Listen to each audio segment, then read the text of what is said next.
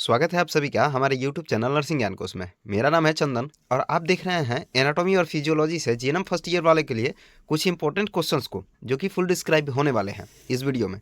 आशा करते हैं वीडियो पसंद आएगा। अगर वीडियो पसंद आता है तो हमारे चैनल को जरूर सब्सक्राइब कीजिए, साथ ही वीडियो को लाइक तथा अपने दोस्तों में भी जरूर शेयर कीजिए। दोस्तों, अभी जो आप लोग लगातार वीडियो को देख रहे हैं, ठीक है, मेरे द्वारा इस चैनल के माध्यम से वी के सारे जो हैं वो या तो पहले की परीक्षाओं में पूछे जा चुके हैं या फिर आगामी जो परीक्षाएं हैं उनमें आने की प्रबल संभावना है। ठीक है, आप लोग भी जानते हैं कि जीएनएम का हो या फिर पैरामेडिकल का एग्जाम हो, सारे के सारे वैसे ही क्वेश्चन रहते हैं जो कि पहले आ चुके रहते हैं। ठीक है, उन्हीं को जो है वो रिपीट करके और क्वेश्चंस को डाल दिया जाता है। पिछले 10 साल का आप क्वेश्चन उठा के देखिएगा। ठीक है, तो प्रत्येक जो साल है, 1 साल या 2 साल के गैप में आपको फिर से पुनरावृत्ति ही देखने को मिलेगा क्वेश्चंस का। तो हमने भी पिछले जो 10 साल के क्वेश्चंस हैं उन्हीं से जो है उसी को अपने जो नोट्स है उसमें शामिल किया है। ठीक है, जो कि आप लोग को वीडियो के माध्यम से मिल रहा है। तो चलिए बढ़ते हैं आज के पहले क्वेश्चंस की तरफ। दोस्तों, पिछले वीडियो में हम लोगों ने उत्तक तक देखा था। ठीक है, उत्तक के कार्य को भी हम लोग देखा था, साथ पेशियों तथा मांसपेशियों के कार्य को भी हम लोगों ने देखा था। आज उसी कड़ी में हम लोग उत्तक का एक जो रूप होता है, ठीक है, या उसी से बनता है जो रक्त, उसी को आज हम लोग इस वीडियो के माध्यम से देखेंगे। साथ ही रक्त के पूरा अध्ययन हम लोग आज इस वीडियो में करने वाले हैं। तो चलिए बढ़ते हैं बिना किसी देरी के वीडियो की तरफ। तो रक्त जो होता है वो एक तरल संयोजी ऊतक होता है, यानी एक कनेक्टिव टिश्यू होता है। ठीक है, पिछले वीडियो में ही मैंने कनेक्टिव टिश्यू के बारे में फुल्ली डिस्क्राइब कर दिया है। ठीक है, मैंने पिछले वीडियो में फुल्ली डिस्क्राइब कनेक्टिव टिश्यू के बारे में कर दिया है। अगर आपने उस वीडियो को मिस किया है तो आप लोग जाके और एनाटॉमी एंड फिजियोलॉजी का जो प्लेलिस्ट है उससे आप वीडियो को देख सकते हैं। तो रक्त जो होता है वो एक तरल संयोजी ऊतक होता है, यानी एक कनेक्टिव टिश्यू होता है। यह रक्त वाहिनियों में बहने वाला एक चमकदार लाल रंग का चिपचिपा पदार्थ होता है या द्रव होता है। रक्त वाहिनियों में ये बहता है और ये एक चमकदार लाल रंग का चिपचिपा द्रव है। रक्त वाहिनियों में एक स्थान से दूसरे स्थान तक धारा प्रवाह करता है, अर्थात ये जो होती है वो रक्त वाहिनियों के माध्यम से एक स्थान तक दूसरे स्थान तक मन करती हैं। रक्त के कारण ही शरीर जीवित ऊतकों यानी टिश्यू का जो संबंध होता है वो बाहरी दुनिया से बनता है। रक्त वाहिनियों की सहायता संपूर्ण शरीर में एक स्थान से दूसरे स्थान तक बिना किसी रुकावट के लिए बहता रहता है। रक्त स्वाद में नमकीन विशेष प्रकार की गंध वाला एक अपारदर्शक द्रव होता है। ठीक है, साथ ही इसका गुण जो होता है वो क्षारीय होता है। इसका पीएच मान लगभग 7.38 से लेकर 7.45 के बीच रहता है, अर्थात ये जो होता है वो एक क्षारीय गुण वाला पदार्थ है जो एक चिपचिपा अपारदर्शी, ठीक है, और विशेष प्रकार के गंध वाला नमकीन द्रव होता है जो कि हमारी रक्त वाहिनियों में बढ़ता है और इसी के कारण जो है वो ऊतकों का बाहरी दुनिया से संपर्क हो पाता है। इसका गुण जो होता है वो क्षारीय होता है क्योंकि इसका पीएच मान 7.38 से लेकर 7.45 के बीच रहता है। भेन की अपेक्षा आर्टरी का जो रक्त होता है यानी ब्लड जो होता है वो अधिक चमकीला, लाल और क्षारीय होता है क्योंकि यह ऑक्सीजन युक्त शुद्ध रक्त होता है। अर्थात हमारे जो वेन में ब्लड बहता है, ठीक है, ब्लड फ्लो जो करता है वो अशुद्ध होता है यानी डीऑक्सीजनेटेड होता है। लेकिन हमारी आर्टरी में जो ब्लड फ्लो करता है या ब्लड जो बहता है वो होता है शुद्ध रक्त यानी ऑक्सीजनेटेड ब्लड। ठीक है, और इसी कारण जो है वो हमारी धमनियों यानी आर्टरी का जो ब्लड होता है वो अधिक चमकीला, लाल और क्षारीय होता है भेन की अपेक्षा।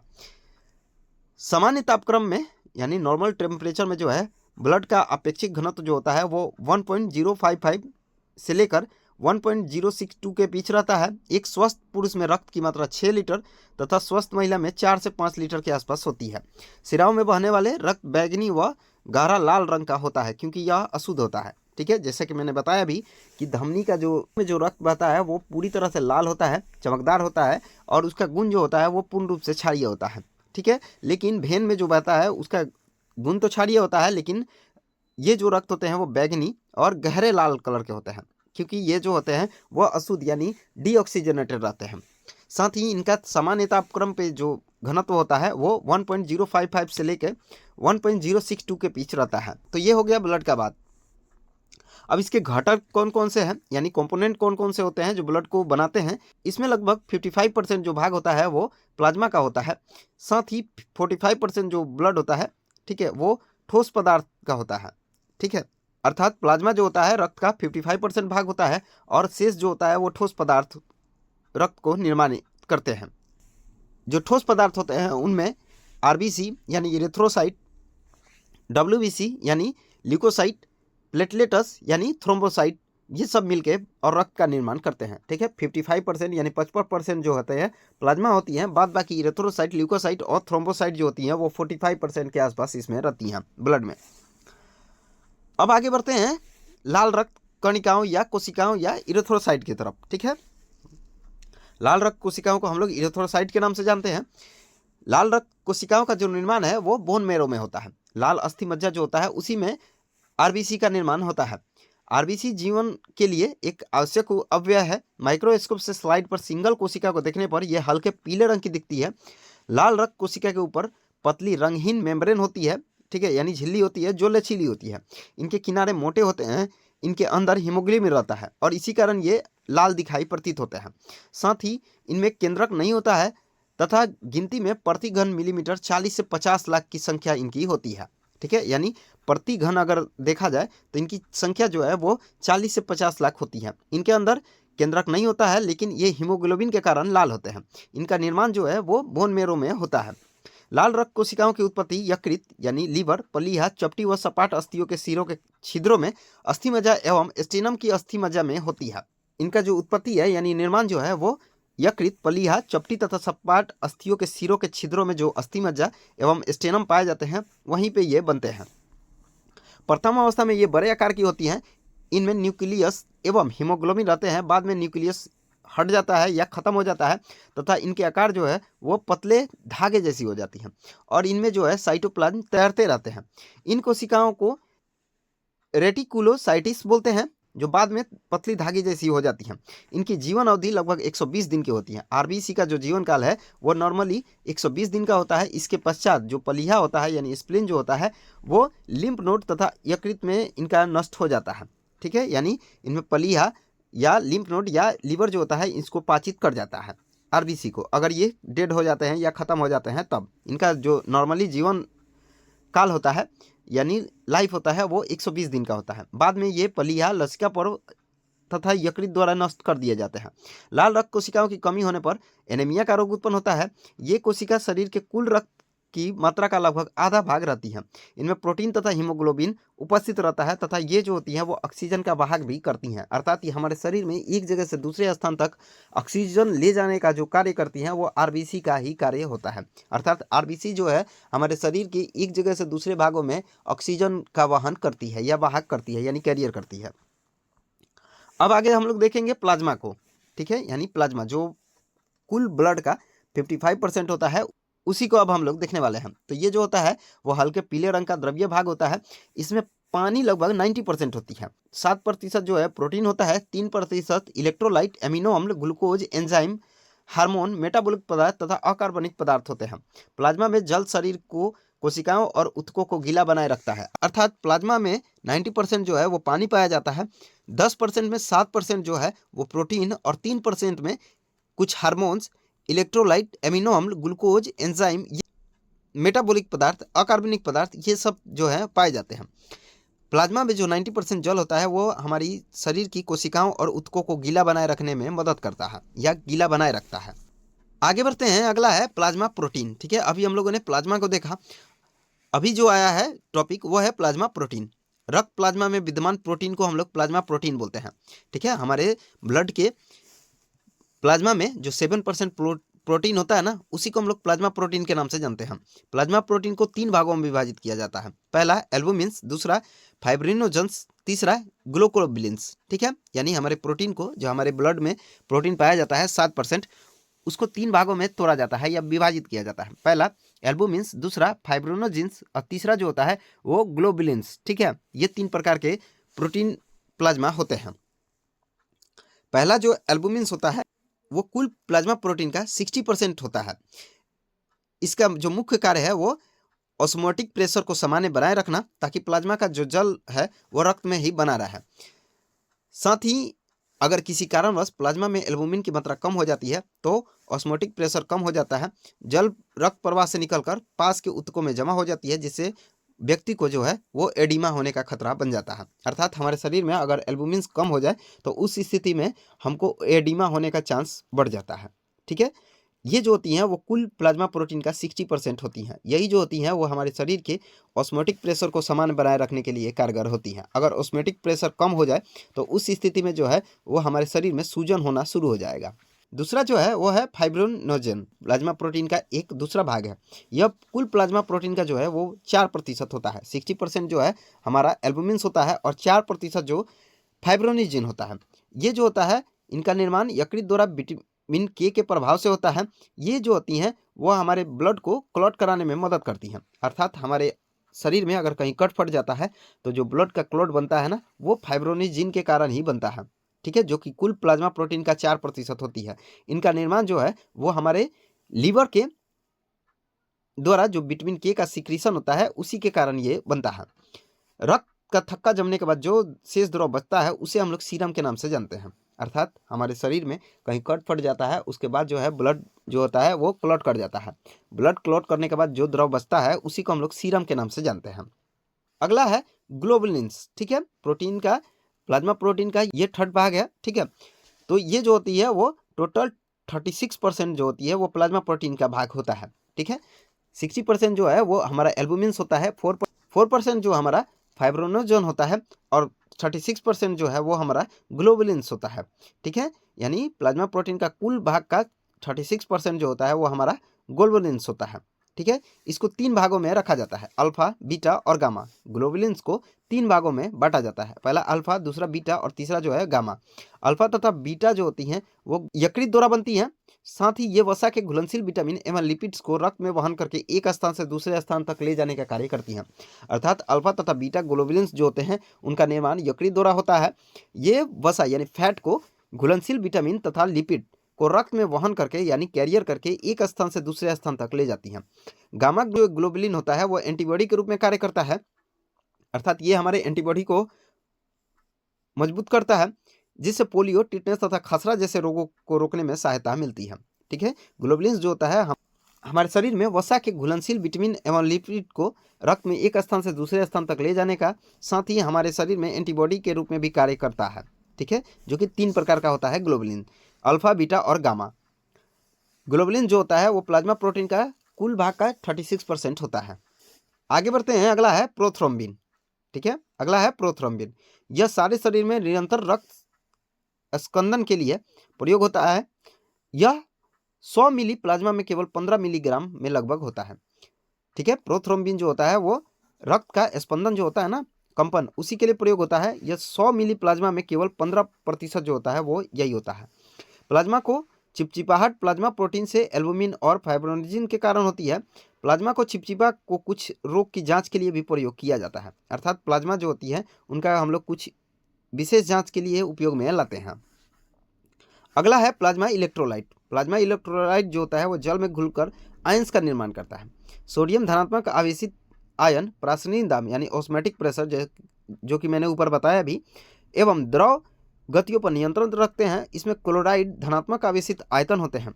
ये इलेक्ट्रोलाइट कोशिका निर्माण, पेशीय संकुचन, तंत्रिका तंत्र, आवेग एवं स्राव का निर्माण करने में अम्लों तथा क्षारों के मध्य परस्पर संतुलन बनाए रखने की क्रिया में भी भाग लेते हैं। अर्थात इलेक्ट्रोलाइट जो होते हैं हमारे शरीर में कोशिका निर्माण, जो संकुचन होता है पेशियों में यानी मस्कुलर में, साथ ही तंत्रिका तंत्र में जो आवेग और स्राव उत्पन्न होता है उसको बनाए रखने या निर्माण करने में मददगार होते हैं। साथ ही ये अम्लों तथा क्षारों के मध्य परस्पर संतुलन बनाए रखने की क्रिया में भी भाग लेते हैं। तो ये होता है प्लाज्मा इलेक्ट्रोलाइट। अगला है पोषक पदार्थ एवं अवशिष्ट पदार्थ यानी न्यूट्रिएंट्स एंड वेस्ट प्रोडक्ट। इसमें कार्बोहाइड्रेट का पाचन होने के उपरांत यह ग्लूकोज में, प्रोटीन एवं अमीनो अम्ल में, वसा अम्लियों में तथा ग्लिसरॉल में परिवर्तित हो जाता है। आंतों के द्वारा रक्त प्लाज्मा में अवशोषित कर लिए जाते हैं। सभी पोषक पदार्थ के विभिन्न ऊतकों के पोषण के लिए आवश्यक होते हैं। ठीक है, हमारे शरीर में जो भी हम लोग पोषक पदार्थ लेते हैं वो हमारे ऊतकों या कोशिकाओं के लिए बहुत ज़्यादा जरूरी होते हैं। प्लाज्मा में कुछ अन्य अवतत्व भी होते हैं जैसे prothrombin, vitamins, enzyme, amylase phosphate, hormones, antibodies, ये सब।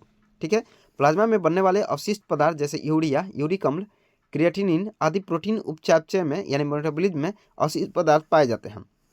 साथ ही अवशिष्ट पदार्थ उत्सर्जन अंग जैसे किडनी में पहुंचकर मूत्र के रूप में बाहर निकल जाते हैं या फिर रेक्टम के माध्यम से बाहर निकलते हैं। अगला है श्वेत रक्त कोशिकाएं यानी WBC, जिसे हम लोग ल्यूकोसाइट के नाम से जानते हैं। अभी हम लोगों ने RBC को देखा, अब हम लोग ल्यूकोसाइट यानी WBC को देखेंगे, ये जो होती हैं वो सफ़ेद रक्त कोशिकाएं जो होती हैं वो रंगहीन होती हैं तथा पारदर्शक भी होती हैं, जबकि लाल रक्त कोशिकाएं जो होती हैं वो अपारदर्शक होती हैं। ये सूक्ष्म अमीबा की तरह गतिशील होते हैं एवं गति के समय इनकी आकृति सपाट व बदलती रहती है। ये आराम के समय इनकी आकृतियाँ गोलाकार होती हैं। प्रत्येक कोशिका में न्यूक्लियस 1 या 2 होते हैं। ये रक्तवाहिनी की दीवार के साथ साथ चलकर ऊतकों तक पहुंचती है। इनकी बनावट लसदार अवले यानी जेली जैसी होती है। ये पतली रक्तवाहिनियों में भी पहुंच जाती हैं। इनकी उत्पत्ति बोन मैरो या लिम्फ ग्लैंड में होती है। यदि इनकी संख्या अधिक हो जाए तो शरीर में न्यूमोनिया, एपेंडिसाइटिस हो जाता है, और यदि इनकी संख्या कम हो जाए तो टाइफाइड बुखार या क्षय रोग हो जाता है। ठीक है, तो WBC जो होता है वो एक रंगहीन और पारदर्शक रक्त कोशिकाएं हैं जो कि गतिशील होती हैं। साथ ही इनका अगर गति कर रही हैं तो उस स्थिति में इनका आकार जो है वो हमेशा बदलते रहता है। ठीक है, नॉर्मली आराम की स्थिति में इनका जो शेप है वो गोलाकार होता है। इनमें 1 या 2 न्यूक्लियस या केंद्रक जिसे हम लोग बोलते हैं वो पाया जाता है। ठीक है, अगर इनकी संख्या ज़्यादा हो जाए तो उस स्थिति में हमारे शरीर में न्यूमोनिया, एपेंडिसाइटिस हो जाएगा, और कम हो जाए तो उस स्थिति में टाइफाइड बुखार या क्षय रोग या बहुत सारी बीमारी जो है होने का खतरा बढ़ जाएगा, क्योंकि यही जो होती हैं वो किसी रोगाणु से या रोग के कर्ता से, कारक से लड़ती हैं। इनको 2 भागों में बांटा जा सकता है। पहला जो ग्रेनुलोसाइट होता है और दूसरा एग्रेनुलोसाइट। ठीक है, यानी कणिकीय श्वेत रक्त कोशिकाएं जिसे हम लोग ग्रेनुलोसाइट बोलते हैं, और दूसरा अकणिकीय श्वेत रक्त कोशिकाएं यानी एग्रेनुलोसाइट।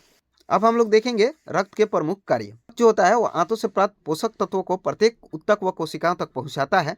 साथ ही फेफड़े से प्राप्त ऑक्सीजन यानी ऑक्सीहीमोग्लोबिन को रक्त अपने साथ लेकर समस्त ऊतकों को प्रदान करता है। अर्थात फेफड़े से जो ऑक्सीजन मिलता है ना, उसको ऑक्सीजन जो होता है वह कैरी करके और हमारे शरीर के प्रत्येक ऊतक तक ये पहुंचाने का कार्य करता है।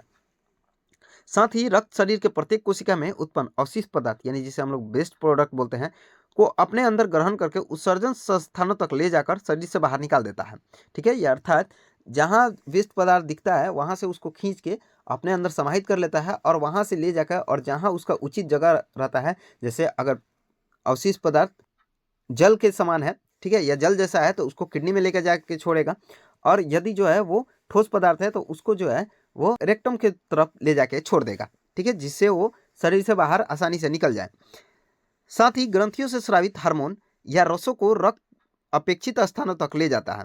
जो भी हार्मोन्स वगैरह होते हैं उनको ग्रंथियों से जब निकलता है तब उसको ब्लड ही जो होता है वो उसको कैरी करके और एक स्थान से दूसरे स्थान जहाँ पे उसका उचित जगह होता है वहाँ पे ले जाने का कार्य करता है।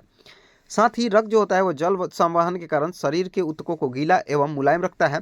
ठीक है, अर्थात ये जो होता है वो जल का भी कैरी करता है। ठीक है, ये जो होते हैं वो जल को एक स्थान से दूसरे स्थान तक ले जाती हैं, जिससे कि शरीर के जो ऊतक होते हैं वो गीला रहते हैं और मुलायम भी रखते हैं।